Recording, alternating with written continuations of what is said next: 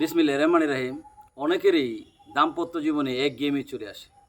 বিবাহিত জীবনে একঘেয়েমি কাটিয়ে সুখে থাকার ৬টি উপায় একটু মনোযোগ দিয়ে শুনুন।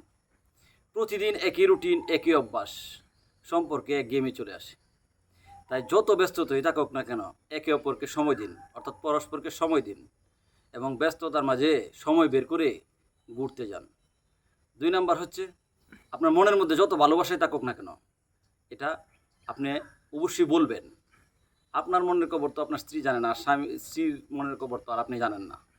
অর্থাৎ স্বামী স্ত্রীকে, স্ত্রী স্বামীকে আপনার ভালোবাসার কথা বলুন। আপনার সুন্দর দুটি কথা এই সম্পর্কটার আরও গভীরতা বাড়াবে এবং দিনের পর দিন ভালো যাবে। ৩ নাম্বার হচ্ছে, ছোটো ছোটো বিষয় উপভোগ করুন এবং ছোটো ছোটো বিষয় নিয়ে সুখে থাকার চেষ্টা করুন এবং ইতিবাচক দিকগুলো অর্জন করুন এবং প্রত্যেকের যে ইতিবাচক বিষয়গুলা এগুলা নিজেদের মধ্যে বাস্তবে প্রয়োগ করুন। ৪ নাম্বার হচ্ছে, বিয়ের কয়েক বছর পরেই শারীরিক আকর্ষণ হারাতে শুরু করে। তাই দুজনের প্রতি শারীরিক আকর্ষণ ধরে রাখতে নিজেকে ফিট রাখা দরকার। এতে একঘেয়েমি দূর হবে এবং নিজেরা সবসময় ভালো থাকবেন।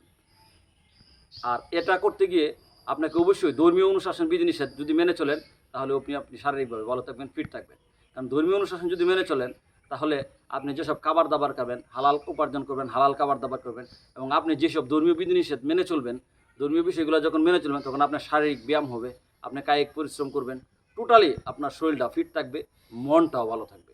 তখন আপনি আপনার বিবাহিত লাইফে, অর্থাৎ আপনার কোনো দিন একঘেয়েমি চলে আসবে না। ৫ নাম্বার হচ্ছে, প্রতিদিন ছোটো ছোটো যে ভুল এগুলি ক্ষমা করতে শিখুন। কারণ না হলে এগুলি একসময় বিরাট সমস্যা হয়ে দাঁড়া যাবে। একজন একজনকে স্যাক্রিফাইস করতে থাকুন। ৬ নম্বর হচ্ছে, কেউ কারো সম্পর্কে অল্পতেই মন্তব্য করবেন না। কারো কাছে তার সম্পর্কে কিছু বলবেন না, আপনিও বলবেন না। স্বামী স্ত্রী দুজনের কাছেই দুজনকে কারো কাছেই দোষারোপ করবেন না। কারণ আপনি যার কাছে বলবেন সেই জায়গাটা নিরাপদ না। তাহলেই দাম্পত্য জীবনে সুখে থাকবেন।